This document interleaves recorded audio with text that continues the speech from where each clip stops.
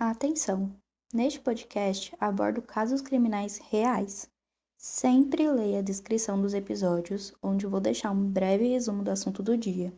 E caso seja um assunto sensível para você, tenha cautela. Uma família de 4 pessoas é encontrada assassinada na própria casa na manhã da véspera de Ano Novo. O que ninguém esperava era o tanto de evidências e material que o assassino deixaria para trás. Olá a todos, meu nome é Melissa e esse é o podcast Papo Criminal, onde vamos juntos papear sobre diversos casos do Brasil e do mundo. Já quero avisar, como sempre, que lá no Instagram do podcast, @Papo Criminal, eu vou trazer toda a parte visual do caso, como fotos e vídeos. Então, já vai seguir lá, porque além disso eu vou estar sempre avisando quando tiver episódio novo. E também vou trazer alguns outros conteúdos, tipo filmes, séries e livros, com a temática True Crime. Dito isso, vamos ao caso.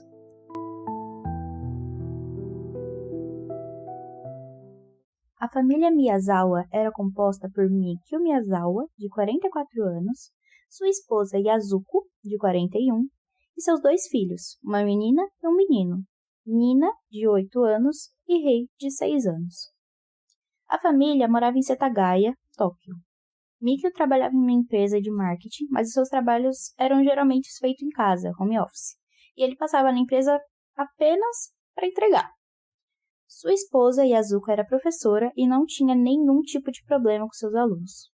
A sua filha Nina se destacava por ser muito inteligente, estando até 1 ano à frente dos colegas da sua idade, e o Rei ainda estava no jardim de infância. Uma coisa importante para o caso é uma informação, vamos dizer, geográfica. Atrás da residência da família tinha um pequeno parque com pistas de skate, o que para Miko era uma grande dor de cabeça, já que os jovens de lá faziam muito barulho e ele não conseguia trabalhar direito, então de vez em quando ele até ia lá discutir com esses jovens. Eles estavam até com planos de talvez se mudar, já que todos os seus vizinhos tinham feito a mesma coisa pela mesma razão, o barulho que vinha do parque. Além disso, a família da mãe da Yasuko morava do lado da casa da sua filha, então eles resolveram comemorar as festas de fim de anos todos juntos. Infelizmente, isso não veio a acontecer. Por volta das 10 da manhã do dia 31 de dezembro de 2000, a mãe da Yasuko tentou ligar para sua filha para avisar que ela iria visitá-la, mas o telefone parecia nem estar tocando. Ela foi até lá, já que ela morava do lado, e tocou diversas vezes a campainha, achando estranho o carro estar lá e ninguém atender. Então ela resolveu pegar a chave extra da casa para ficar com ela e abrir o portão. E logo de cara já se assustou porque a porta de entrada estava destrancada. Ao abri-la, ela viu o corpo de seu genro, Mikio, ao pé da escada. Desesperada, ela subiu as escadas e encontrou o corpo de sua filha, cobrindo o de sua neta. Os 3 foram encontrados esfaqueados. Já Rei, caçula, foi estrangulado. Na investigação da polícia, foi constatado que o assassino cometeu o crime na noite anterior, dia 30 de dezembro de 2000, às 11 horas da noite, mais ou menos. E uma das coisas que os investigadores notaram na mesma hora que entraram, e a mãe da Yasuko não, talvez pelo pânico, é que alguém ficou por ali por muito tempo. A polícia acreditava que o assassino entrou na casa pelo banheiro do segundo andar e provavelmente saiu da mesma maneira, já que a janela estava aberta e a tela estava removida. O Rei dormia no quarto ao lado, por isso suspeitam que por isso ele foi o primeiro a ser morto e estrangulado, ao invés de ser esfaqueado como os outros. Além disso, a casa estava em desordem e com sinais claros de luta. As primeiras evidências foram obtidas a partir do e-mail da família, que provou que Miko estava vivo até as 10h38 da noite do crime. As mortes pareciam ter ocorrido de maneiras diferentes. Mikio havia sido estrangulado e esfaqueado várias vezes. As feridas de Yasuko e Nina, no entanto, eram mais numerosas e agressivas do que as de Mikio, sugerindo um possível ódio do assassino por mulheres. Inclusive, acreditam que o crime ocorreu da seguinte forma.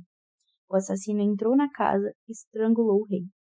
Mikio subiu correndo as escadas do primeiro andar, depois de ouvir os barulhos no quarto de Rei, voltando e ferindo o assassino até ser esfaqueado na cabeça com uma faca de sashimi. Um relatório policial afirmou que a parte da lâmina da faca de sashimi quebrou dentro da cabeça de Mikio. E o assassino então atacou Yasuko e Nina com a faca quebrada ainda, antes de usar uma faca santoku da casa para matá-las. Ou seja, gente, ele usou a faca no Mikio, quebrou ela nele, e mesmo assim ele continuou usando a faca até ele ir lá e pegar outra. Gente, pelo amor de Deus. Mas enfim, não foi apenas o crime brutal que chocou a polícia a todos, mas também o comportamento estranhíssimo do assassino após o ato. Ele passou horas na casa. Acreditam que o assassino chegou por volta das 11 horas da noite e ficou lá até amanhecer. Após os assassinatos, ele foi à cozinha e comeu 4 potes de sorvete e um melão e bebeu várias garrafas de chá de cevada que encontrou ali. Ele usou o computador para navegar na internet e alguns relatos indicam que ele pode até ter tirado uma soneca no sofá da casa. Cada canto daquela casa tinha uma grande porção do seu DNA. Fora o fato de que o assassino deixou todas as suas roupas para trás usando as de Mikio por alguma razão. Gavetas e papéis foram saqueados, alguns foram até jogados na banheira e no vaso sanitário, e algum dinheiro foi levado, embora mais tenha sido deixado para trás. O assassino também deixou 10 itens no sofá da família. Uma faca, um cachecol, uma pochete, suéter, uma jaqueta, chapéu, luvas, sapatos e 2 lenços. Uma análise do computador de Miko Miyazawa revelou que ele havia se conectado à internet na manhã seguinte aos assassinatos, às 1h18 da manhã, e novamente por volta das 10, mais ou menos na hora em que a mãe de Yasuko, Haruko, entrou na casa e descobriu os assassinatos. Evidência é o que não falta no caso dos assassinatos da família de Setagaya. O assassino deixou suas fezes no vaso sanitário da casa, não dando descarga, e tem impressões digitais e pegadas e manchas de sangue por toda a casa. A polícia também encontrou um kit de primeiros socorros aberto e absorventes higiênicos embebidos no sangue do assassino. Então acredita que ele usou para tratar suas próprias feridas. Fisicamente, acredita-se que o assassino tenha cerca de 1,70 de altura e seja magro. E também a polícia estima que o assassino nasceu entre 1965 e 1985. Então ele teria entre 15 a 35 anos na época do incidente. Tudo isso é devido à fisicalidade necessária para entrar na casa dos Miyazawa e cometer os assassinatos. Além disso, os ferimentos deles indicam que o assassino provavelmente é destro. Durante uma análise da cena do crime, revelou traços de sangue tipo A, que não era pertencente à família Miyazawa. Uma análise do DNA do sangue tipo A determinou que o assassino é do sexo masculino e possivelmente mestiço, com DNA materno indicando uma mãe de ascendência europeia, possivelmente de um país do sul da Europa, perto do Mediterrâneo ou do Mar Adriático, e o DNA paterno indica um pai de ascendência do leste asiático. Lembram que eu falei que ele tinha deixado toda a roupa dele para trás e vestido as roupas do Mikio por alguma razão. Então a polícia começou a investigar essas roupas. Eles souberam que apenas 130 unidades do suéter do assassino foram feitas e vendidas, mas eles só conseguiram rastrear 12 das pessoas que compraram os suéteres. Vestígios de areia também foram encontrados dentro da pochete que ele deixou na cena do crime, que após análise foi determinada como vinda do deserto de Nevada, mais especificadamente da área da base aérea de Edwards, na Califórnia, e de um parque de skate no Japão. Os sapatos usados pelo suspeito foram feitos na Coreia do Sul, mas foram comercializados pela empresa britânica de calçados esportivos Schlesinger. Foi determinado que o assassino havia comido vagens e sementes de gergelim no dia anterior, após analisar as fezes do assassino no banheiro dos Miyazawas. E a polícia conseguiu deduzir várias pistas muito específicas sobre a identidade do assassino, mas eles não conseguiram apresentar ou deter ninguém. A Operação Roller foi conduzida quando os oficiais, incluindo aqueles que realizavam tarefas anti-motim de segurança pública, foram chamados para ajudar seus colegas a percorrer a vizinhança e coletar impressões digitais dos moradores locais, mas nenhum match. Em 9 de abril de 2001, uma estátua de Jizo, que é uma estátua de pedra de Buda, foi colocada no rio Sengawa, localizado a oeste da residência de Miyazawa. Ele foi colocado lá no 100º dia após o incidente, com a teoria sugerindo que alguém que esteve envolvido no incidente poderia ter colocado lá. Uma das hipóteses é de que o crime foi cometido por vingança, por causa de alguma das discussões de Mikio com alguém que ficava no parque. Não se sabe exatamente, mas interrogando alguns dos jovens que frequentavam o parque, foi dito que aquele local era frequentado por alguns jovens de gangues. Graças aos depoimentos e às câmeras que ficavam perto daquelas casas, foi visto um homem no dia 29 de dezembro que usava roupas semelhantes às encontradas na cena do crime, que inclusive eu vou deixar lá no Insta do podcast, @papocriminal, para vocês darem uma olhada.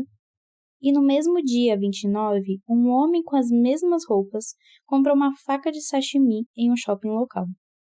Também foi dito que um homem foi hospitalizado por um corte profundo na mão, mas ele se recusava a dizer o porquê daquele corte e foi embora. Ele não quis dizer nada, só arrumou e foi embora. A investigação dos assassinatos está entre as maiores da história japonesa, envolvendo mais de 246 mil investigadores que coletaram mais de 12 mil provas. Todas as provas relacionadas ao caso permanecem sob custódia. Em dezembro de 2021, ainda havia uma recompensa de 20 milhões de won por informações que levassem à prisão do assassino. Em 2019, o TMPD, Tokyo Metropolitan Police Department, ou seja, o Departamento de Polícia de Tóquio, anunciou que a casa de Miyazawa seria demolida devido à sua idade e ao risco de desabamento, com o interior já apresentando sinais de deterioração. A polícia disse que a demolição da casa não teria impacto na investigação, pois todas as evidências do interior já haviam sido preservadas. Mais recentemente, em 23 de novembro de 2023, 10 estudantes do ensino médio invadiram o local da residência dos Miyazawa, realizando um teste de coragem. O TMPD disse que os menores serão processados de acordo com a lei de delitos menores, e eles eram suspeitos de entrar na área pulando uma cerca, mas não entraram na casa mesmo.